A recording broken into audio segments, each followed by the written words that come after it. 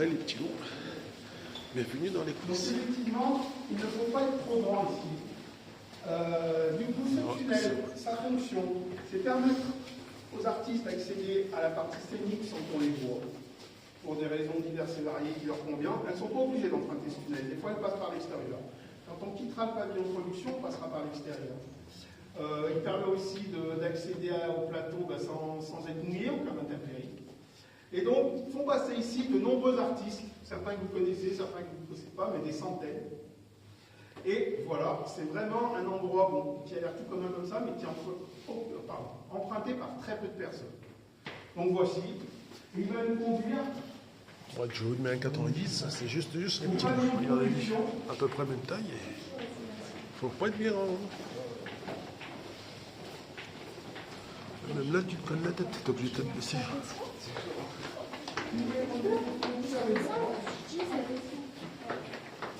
Pour emprunter l'escalier, pour arriver au niveau 0 du pavillon de production, il y a ce qu'on appelle le catering, le service de restauration. C'est là où les artistes, techniciens, des jeunes guides, il y a toute une partie bureau. Il y a aussi un ascenseur qu'ils peuvent utiliser, les artistes. Je vous en prie.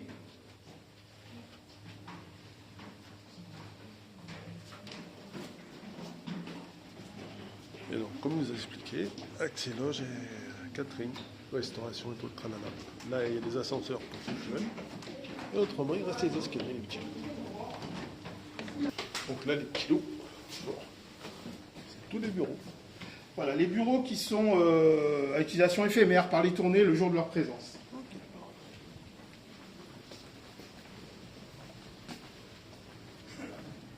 Là, comme je vous ai expliqué, les camions se garent ici. S'il y a des personnes qui veulent des chaises, je vous en prie. S'il y a des personnes qui veulent des chaises, vas-y, je t'en prie. Hop. Métier du spectacle. Et en fait, c'est là qu'ils doivent préparer tout ce qui est restauration et autres des artistes. Donc, et là, les plus célèbres, ça s'appelle le catering. c'est Rolling C'est là où Stone. tous les artistes vont déjeuner, manger. Ça, c'est la cuisine mise à disposition par l'Anthony Garnier pour les équipes de tournée, tout en sachant que les équipes de tournée, à partir de 2 ou 3 camions, 2 tourbus, qui transportent les techniciens, les artistes, ils viennent avec leur cuisine en fait, ils viennent avec leur frigo, ils viennent avec leur cuisinier. Voilà, ils sont en autarcie, pas complètement autonomes, mais en autarcie. Donc, je vais commencer par vous parler d'une journée de concert concrètement. Souvent, cette journée de concert, pour accueillir un artiste, elle commence la veille. Parce qu'il y a la mise en place de la scène, selon, donc, comme je vous disais, le nombre de personnes. Là, Anthony Garnier peut accueillir de 6 000 à 17 000 personnes, voire moins, puisqu'on peut. Il existe un système d'occultation avec des rideaux autorisés, on peut couper le gradin et ses côtés. Idem pour la scène, on l'installe à une profondeur variable. Elle est aussi encadrée de pendrillons, des grands rideaux sur moteur pour cacher tout ce qui n'a pas été vu pour un spectacle. Donc la veille d'un spectacle, souvent la nuit, quand il y a 2 jours qui s'enseignent, il y a une réinstallation par les personnels techniques de la halle, de cette scène, et aussi il y a toute la préparation électrique. La chose la plus importante dans une journée de spectacle et pour une tournée, c'est la fourniture électrique, en puissance électrique. Par exemple, derrière monsieur, on a des prises, les prises qu'on connaît tous, les domestiques. Ça, c'est du 16 ampères en 240 volts. Pour un spectacle, souvent, c'est 400 ampères en 400 volts. Donc une énergie et une intensité hyper importante, parce qu'en fait, la lumière, la vidéo, le son, quand on pousse, si vous voulez, il y a une demande instantanée qui est ultra puissante. Donc la fourniture en énergie, elle est maximum. Voilà, donc une fois ça installé, on se retrouve souvent vers 6h, 7h du matin, pour une journée qui va durer souvent jusqu'à 1h, 1h30. Le début de la journée, donc une fois l'installation de la scène faite la nuit, la fourniture électrique prévue, donc pour toutes les armoires électriques de la tournée, qui se déplacent toujours avec ces armoires électriques, ces branchements effectués, vous allez avoir plein de personnel intervenant. En premier lieu, on a donc un producteur de spectacle, qui est l'employeur de l'artiste ou son associé, ça dépend. Des musiciens et des équipes de tournée. Moi, mon travail, c'est pas guide, c'est régisseur de promotion locale. Je travaille pour des sociétés qui organisent ou accueillent des concerts. ici ou dans d'autres lieux de Lyon. Donc nous, notre boulot, c'est d'assurer l'adaptation à une salle locale d'un spectacle. Et on travaille en relation avec un directeur technique ou un régisseur général qui est l'employé du producteur, et avec le directeur technique et le régisseur de la salle qui nous aident à adapter au mieux ce spectacle à ce lieu. On va partir pour l'Anthony Garnier. Donc voilà, le matin, entre 6h et 13h, il y a plein de corps métiers qui interviennent pour faire le montage du spectacle. Les premiers à intervenir sont les riggeurs. Ça, c'est un terme anglais. Ce sont les responsables des accroches et levages. Toutes les structures d'un spectacle qui sont accrochées, le son, la lumière, sont généralement motorisées sur des points d'aluminium. Ces techniciens assurent l'accroche et sont responsables de la charge admise. Il y a des études qui sont toujours faites en amont, donc ils ne travaillent pas au hasard le matin même. Par contre, on est dépendant d'eux parce que plus vite ils ont fait ça, plus vite la suite peut suivre.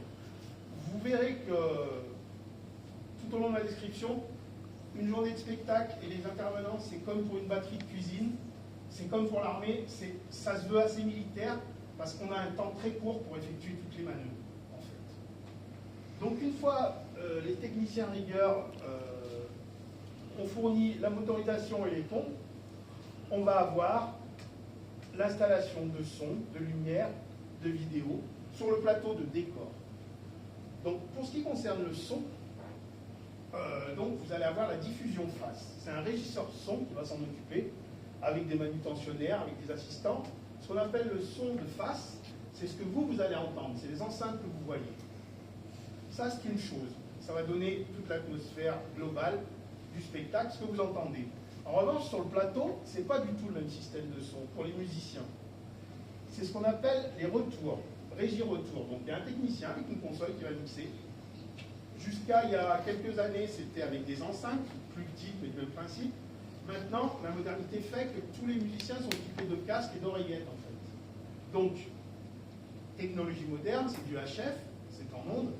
On a un technicien donc, qui envoie aux musiciens tout le son dont ils ont besoin pour bien jouer, c'est-à-dire en priorité leur instrument, le beat, soit du batteur, soit un clic, et des micros d'ambiance pour entendre vos applaudissements. C'est-à-dire que le musicien, il est vraiment dans le travail. Il n'entend pas du tout ce que vous entendez. Ce qu'il entend, lui, c'est moins agréable, mais c'est une musique de travail. C'est ça, la musique. C'est ce qu'il joue, plus un peu des autres pour jouer avec eux. Mais il n'a pas votre rendu global qu'on a tous en tant qu'auditeur. Après, lui, il travaille, nous, on revient. Donc, c'est normal. Donc, dans cette équipe de son, il y a une troisième personne qui s'appelle le patcher. C'est celui qui va câbler tous les micros. Ça fait une arborescence de plein de micros qui vont à la console, aux deux consoles, à la console retour et à la console de son face. Pour la lumière, ça va être le même principe, sauf que encore plus que le son, maintenant, tout est encore plus informatisé et numérisé. Donc, il y a une installation de projecteurs, là, dépendante aussi de la puissance électrique. Donc, il y a toujours des échanges très très pointus entre les électriciens de salle de tournée et les demandes lumière du créateur, puisque c'est cette demande qui va tirer le plus d'énergie. La vidéo, par exemple, tire beaucoup moins d'énergie. Donc, une fois ces installations faites, vers 13-14 heures, il y a des gens qui vont manger. Il y a tellement de gens sur une tournée, ça peut aller, madame me demander, de 2 semi-remorques, un tourbus ou 2, à, pour des spectacles comme, je ne sais pas, Rihanna, Chaka Ponk, qui est la plus grosse tournée française cette année, on peut avoir jusqu'à 14 semi-remorques, 7-8 tourbus et 150-200 personnes en fait. Donc il faut imaginer une caravane comme les cirques à l'époque qui se déplace de ville en ville. Donc il y a des roulements pour manger, il y a des roulements de travail, il y a des roulements pour le son, pour la lumière, parce que quand les gens travaillent la lumière, c'est mieux qu'ils n'aient pas plein de musique dans la tête. Donc l'après-midi, c'est réservé à tous ces calages. Plus les balances, c'est-à-dire les artistes viennent ou ne viennent pas sur scène pour faire leur musique. Quand c'est des artistes qui font des tournées mondiales, honnêtement, ils viennent jamais. C'est leurs techniciens qui préparent tout. Eux, ils arrivent et ils jouent. Parce qu'ils font ça tous les jours. Et parce que moins ils font de tâches avant le spectacle, mieux c'est pour eux. Parce que ce qu'il faut bien réaliser dans cette belle journée, c'est qu'en fait, chacun est à fond au moment où il doit l'être. Et un musicien ou un chanteur, eh ben, il ne peut pas se planter, entre guillemets. Donc il est là pour faire son show, et puis il a fini, il ne s'occupe plus de rien. Mais c'est énormément de travail sur peu de temps pour chacun en fait. Donc, les balances se terminent, il va y avoir l'ouverture des portes. Et là, vous êtes concernés, puisque c'est vous qu'on attend, c'est vous qu'on accueille. C'est aux environs à la halte Garnier, entre 17h30 et 18h. Un concert va débuter avec une première partie ou plusieurs vers 19h, 19h30 maximum, pour se terminer vers 23h. Donc, parmi les autres personnes qui interviennent sur ces spectacles, vous arrivez donc par le nord. Là, on est au sud de la halte Garnier. Vous arrivez par le nord, et les premières personnes que vous voyez sont les agents de sécurité, les guichetiers, et les collègues de Valérie, les agents SIAP, qui sont là pour assurer la sécurité incendie et l'assistance aux personnes. Le but de toutes ces équipes, c'est de vous mettre en confort et de s'assurer de votre bien-être. Vous avez certainement dû aller à des concerts où il y a pu avoir des débordements et tout. Là, ces personnes interviennent pour mettre le calme et surtout protéger tout le monde. Mais en principe, quand tout se passe bien, vous avez l'impression de ne pas les remarquer, mais en fait, ils sont là et ils veillent au bon fonctionnement de la soirée. Sans eux, on ne peut pas travailler. D'ailleurs, de tous les postes que je vais citer, absolument tout le monde est indispensable. De la personne qui va nettoyer la halte Garnier le soir ou la journée, les toilettes, à moi, en régisseur, au promoteur local, à l'artiste. En fait, tout le monde compte. Il y a une hiérarchie, c'est vrai, mais en fait, sans aucun de ces postes à son max, la journée, elle ne marche pas. Donc voilà, c'est un des mérites de ce métier. Tout le monde sait que sans l'un ou l'autre, ou l'une ou l'autre, pardon, ça ne marchera pas. Donc, vous assistez à votre spectacle, vous êtes heureux, et puis arrive le moment de l'évacuation. Enfin, ce qu'on appelle, nous, l'évacuation, ce n'est pas une évacuation d'urgence, c'est votre départ. Donc, tous les personnels de sécurité et les agents SIAP veillent à ce que votre sortie se passe bien. On se retrouve vers 22h30, 23h environ, selon le spectacle. Et là, une autre partie commence, c'est le démontage. Généralement, un démontage mobilise un peu plus de personnes. Souvent, il y a des renforts pour le démontage, parce qu'il faut aller très vite. Soit parce que la tournée part très loin, dans une autre ville, ou même pas loin, soit parce qu'il y a une autre date à la halte Garnier. Donc on compte entre 2 et 3h30 de démontage. 3h30, ça commence à être un très gros démontage, très long. On va assez vite, parce que tout est optimisé, le rangement des camions, tout ça. Donc voilà. Donc, ça, c'était une journée de spectacle. Vous vous doutez bien qu'avec l'ampleur que ça a, il faut une longue préparation en amont. Et là, on en vient donc à la relation entre un directeur technique, moi-même, régisseur local, et les régisseurs de salle. En fait, un artiste, quand il sort un disque, jusqu'à son premier concert, souvent il se passe 18, 24 mois.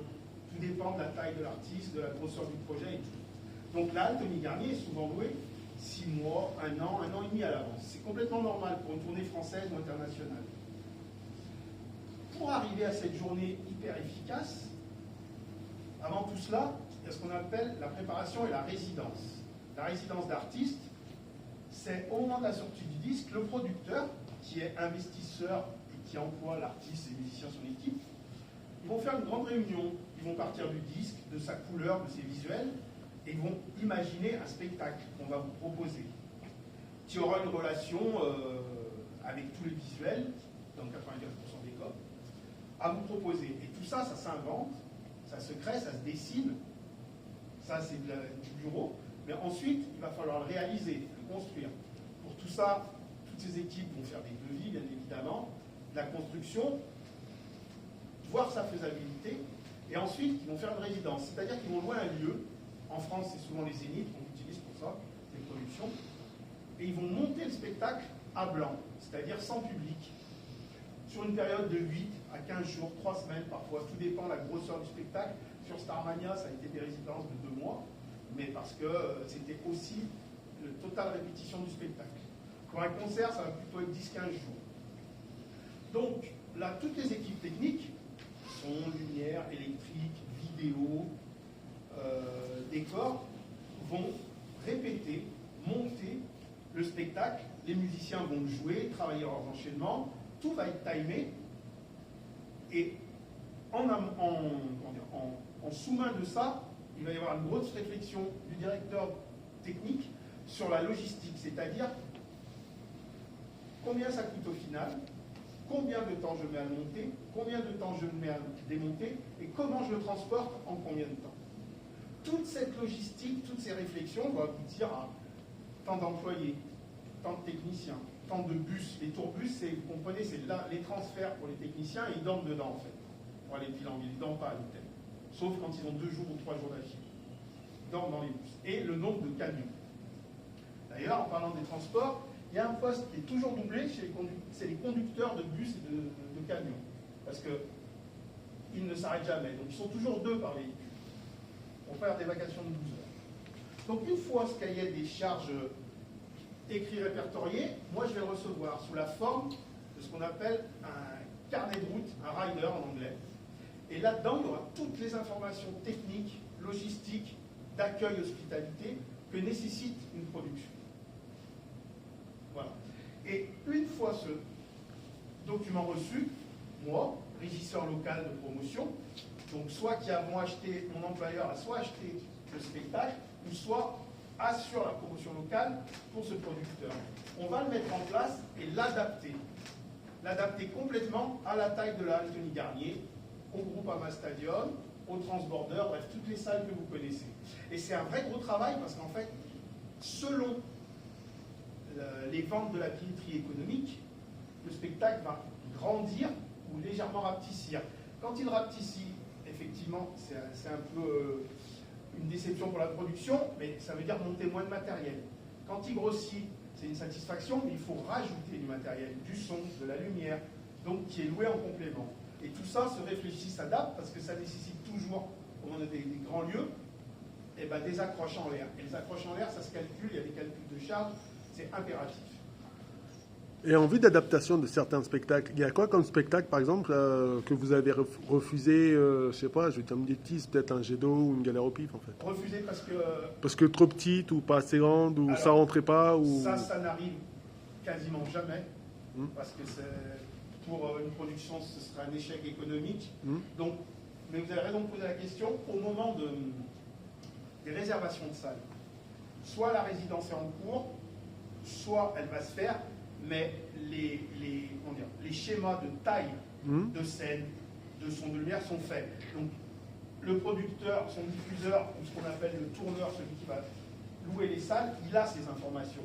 Donc si la scène fait 25 mètres de large et qu'il y a besoin de 10 mètres par côté pour faire passer les camions, c'est au hasard, ça fait 45 mètres. Il ne va pas louer une salle qui fait 35 mètres de large. S'il y a une personne qui fait ça, elle est virée. Ah, du coup, ça veut dire qu'il y a déjà des spectacles que vous avez refusés parce que ça rentrait ou trop grand, ou trop petit. Non, enfin, voilà, le Tony Garnier, quoi, je veux dire. Non. Ah, ok, d'accord. En plus, là, le Tony Garnier, c'est un des lieux les plus pratiques de France. Ah, ok, d'accord. Parce qu'il est hyper grand, les camions peuvent rentrer à l'intérieur, ressortir. C'est un des lieux les plus faciles à travailler pour les tournées. Il y a des lieux où c'est beaucoup plus compliqué les accès, alors que là, il y a la place. Oui, donc non, ça n'est pas... Pardon. Non, je sais qui. Vous pouvez adapter jusqu'à combien de temps à partir du moment J, jusqu'à combien de temps, quelle est la date maximum pour ajuster Alors, pour une adaptation, on va dire, ponctuelle, c'est-à-dire du rajout de son, du rajout de lumière, parce qu'il y a encore plus de monde, ça se fait très très vite dans la semaine. Mais les préparations pour une tournée classique, nous, on reçoit les documents entre 3 mois, sur des trucs énormes, du Halipa, et 1 mois. Et donc, on a une période de 3 semaines pour tous les échanges, bien vérifier que tout va bien et tout. Mais comme disait monsieur, le cas pratique de ça rentre pas dans la boîte, à ma connaissance, c'est jamais arrivé. Des trucs un peu folkloriques où on n'avait pas calculé que ça faisait ce poids et tout, si. Mais ça, c'est limite de la faute professionnelle. Okay. Parce que il y a concurrence entre les différentes salles. Alors, le producteur, il met en concurrence le Groupama et puis Anthony Garnier. Ah, il y a même le Trans. Non, parce que, alors, pas entre Groupama et Anthony Garnier, parce que c'est pas du tout la même échelle. C'est par rapport au Transborder. C'est pas la même taille. Même le Transborder, c'est plus petit. Le Transborder, ça va jusqu'à 1800 personnes. La Halle, on est sur des spectacles qui vont de 3000 à 17 000. Plus petit, 3000. Mais donc, concurrence entre les salles, à taille égale, il peut y en avoir. Dans la France ou dans la ville. Mais à taille différente, il n'y en a pas, parce qu'en fait, le producteur va faire en fonction de la billetterie. En fait, c'est vous qui déterminez le succès du spectacle et sa dimension. Parce qu'en fait, sans vous, il n'y a rien qui se passe. Il faut qu'il anticipe le climat. Alors, les billetteries, vous remarquez, elles sont dites très longtemps à l'avance. C'est la raison. C'est la raison parce qu'en fait, ça détermine le budget. Ça détermine le budget. Vos achats déterminent le budget. Et comment ça se fait que sur 2 dates, samedi et dimanche, des fois le samedi vous le remplissez, le dimanche il n'est pas rempli, vous l'annulez, c'est dû à quoi? C'est dû à quoi? Donc moi je ne suis pas producteur, Ah ouais. je travaille pour des sociétés comme ça. Et ben, le métier de producteur c'est un métier à risque. Ils font des paris sur vos goûts, pour le dire trivialement. Donc un spectacle, chaque date a un taux de rentabilité. Donc vous me dites, comment ça se fait, le samedi c'était ouvert et le dimanche il a été annulé? Et bien parce que le dimanche ils n'ont pas vendu assez de places pour amortir le spectacle et ça leur coûte moins cher de vous rembourser. Ah, ok, d'accord. Voilà. Mais sinon c'est plein, tout le monde est content. À savoir que ça ne fait jamais plaisir à quiconque dans notre métier d'annuler un spectacle, quelle que soit la raison, et encore moins celle-ci.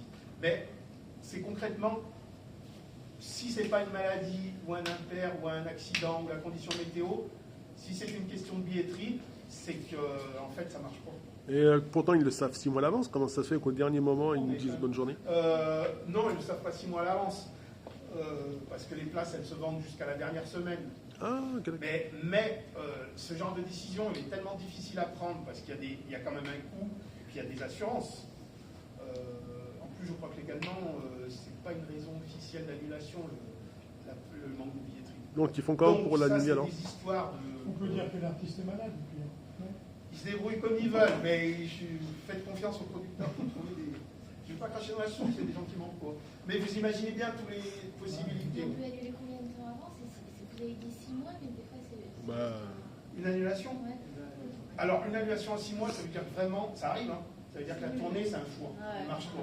Ils ont ouvert 30 salles, et il se trouve que dans les 30 salles, ça fait 20% de billetterie, donc là, ils arrêtent tout. Hein. Donc, il n'est pas question de construire des décors, puis 60 personnes. Et des annulations de dernière minute, et ben, ouais, donc de billetterie. Ça doit être une semaine avant. Ça peut être une semaine avant. C'est rarement une semaine avant, ça peut. C'est plutôt 3 semaines, 1 mois. Parce que justement, tout n'est pas lancé, tout n'est pas contractualisé. Et donc, j'allais en venir à cette collaboration. Est-ce que vous avez d'autres questions? Parce que moi, j'aime bien. oui, à part Johnny, il y a qui a rempli les Zéniths Pardon? à part Johnny Hallyday et peut-être Mylène Farmer. C'est qui d'autre qui a rempli les Zéniths comme celui-là? Il y en a plein. Il y a tous les jeunes rappeurs français qui écoutent mes enfants, les vôtres.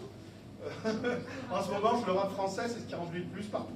Ah, ok, d'accord. Ah, tous les Gazo, Damso, SCH, Nino, tous, c'est les plus gros vendeurs, les plus gros remplisseurs. Ah, c'est Et ok. puis, ça fait longtemps que M. Johnny Hallyday étant décédé. Non, il y a plein d'artistes français qui remplissent. Ouais, mais avant, il n'y a que lui qui le faisait. Même le Jackson, il n'a pas fait autant. C'est-à-dire Il n'a pas rempli autant de salles que Johnny en France. Michael Jackson, Ouais. dans toute sa vie. Ouais. C'est plus que Johnny Hallyday quand même. Non, Gerland, c'est Johnny Hallyday, c'est Gerland qui l'a rempli un Il a week-end. fait Gerland. Alors que Jackson, il l'a rempli juste un samedi, pas le dimanche. Vérifier tous les deux sur Merci. Non, mais c'est juste pour la savoir. véracité des chiffres. Ouais. Je pense pas être trop. Voilà. Donc, pour revenir à ces histoires de production, on a toute une partie du personnel impliqué qui est du personnel administratif. Ces gens-là, pour la préparation d'une tournée, en collaboration avec un directeur de production et un producteur, ils vont planifier les budgets, bien évidemment, mais aussi tout ce qui concerne la logistique des personnels employés. Parce que dans une tournée, quand on se retrouve à 50, 70 techniciens, ils n'habitent pas tous au même endroit. Ce qu'il y a de sûr en France, c'est qu'ils se retrouvent tous à Paris dans un tourbus. Mais quand ils ont des jours de repos, la production assure leur transfert chez eux. Donc là, on a toujours 2 ou 3 personnes qui passent une tournée à prendre des billets de train, annuler des billets de train, prendre des bus, tout ça. Ensuite, j'allais oublier mes amis runners, c'est-à-dire en anglais, coursiers. Les coursiers, ce sont les gens avec qui je travaille, que j'embauche, qui font au même titre que l'équipe technicienne des manutentionnaires, on est là au service de la production. Je vous ai dit que les équipes souvent venaient avec leur cuisine complète. Ces cuisines, il faut les alimenter. Donc on a des coursiers qui sont là dès 6h du matin, 7h, qui vont faire des courses. Qui vont dévaliser au Auchan, Carrefour, tous les magasins les plus sur l'Uberlu, pour des jeux vidéo, tout ce que les artistes demandent et qui payent. Et nous, on leur offre une équipe de coursiers avec des véhicules. c'est pas le métier le plus sympa du monde, mais c'est un métier aussi. Et ils sont sollicités, donc on fait des doubles, voire des triples équipes, parce qu'ils font du run pour du matériel et du consommable. Ils font aussi des artistes, des hôtels jusqu'ici, des techniciens jusqu'à leur hôtel. Donc leur journée, c'est vraiment taxi et coursier. Et ils font ça avec une rigueur qui dépasse les HM, parce qu'on est vraiment sur des grosses tournées internationales, les sollicitations sont énormes. Donc voilà. Je n'ai oublié personne. Mon souci, c'est d'oublier personne. Si j'ai oublié des gens quand vous arrivez, vous trouvez toujours à la Tony Garnier un espace bar où vous pouvez consommer et de la restauration rapide. Voici. Est-ce que vous avez d'autres questions avant que je vous fasse visiter les loges de nos amis artistes? Allez, direction les loges. Et donc voilà, le petit lot.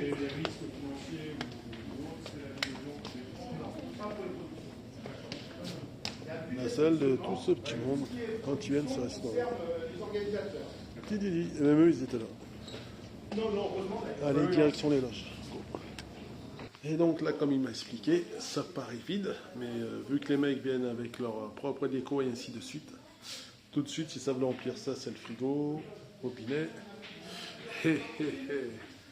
Ça, c'est les codes Wi-Fi. Allez, go. Donc là, c'est la loge artiste. Je vous en prie, allez-y, vous pouvez prendre des photos, vous faites un tour, et puis après, on descendra par l'escalier. Ah si, c'en est une autre, de loge. Donc quand ils ont fini ou qu'ils commencent le concert, ils viennent là et ça papote et blablabla. Oh, c'est sympa. Hein. Toutes les grosses têtes sont venues là, les petits. Là, c'est l'ascenseur comme je vous ai montré tout à l'heure. Il y a la qui loge à l'hôtel. Parce qu'on était venu voir Alida, il est venu avec un colis en moto. Ouais. Il venait du Palais des Congrès sûrement. Ouais. Là, bien sûr qu'ils vont à l'hôtel, mais après, ils sont pas. Après, ça dépend ça de comment ils sont organisés. L'artiste, il y en a qui. Là, c'est une grande loge aussi.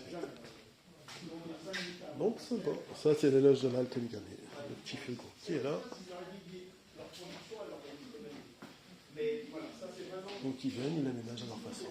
Là, c'est le petit canapé. C'est pour ça que les bureaux et les chaises paraissent sommaires, en fait, les petits lots. Il ne faut pas oublier que quand ils viennent, ils aménagent à leur sauce et à leur bon vouloir, tout simplement. Donc c'est vraiment des petits sièges et des petits trucs. Nous, on n'a pas ni à payer ni à responsabilité de ça. Nous, ce qu'il faut qu'ils soient à 20h30 sur scène. Et là, c'est ce qu'on voyait. Ils ont même droit à leur petite touche filée. Donc voilà, quand ils ont fini de se donner à 100%, bah après c'est des douches hein, comme normal. Ouais. C'est sympa les petits. Il y a aussi d'autres WC, toilettes des 10 artistes. Ah, c'est même pas des toilettes, c'est carrément des... Faut bien que les mecs se changent de partout, hein. C'est énorme dedans. Allez, là on va au rez-de-chaussée.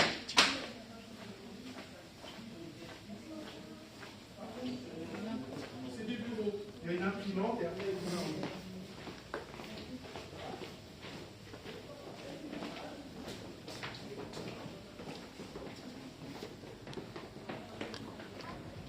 Alors voilà, ce qu'il faut imaginer, ça c'est par le sud-ouest, un jour de concert, ici, il y a tous les camions de ce côté, tous les tourbus là-bas, plus tous les véhicules. Et ouais, les petits loups. Il n'y a pas beaucoup de place. Donc ils ont leur accès.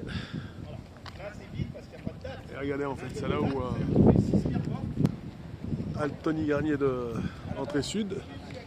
Et là c'est ce que eux, là où on était dans leur loge en fait.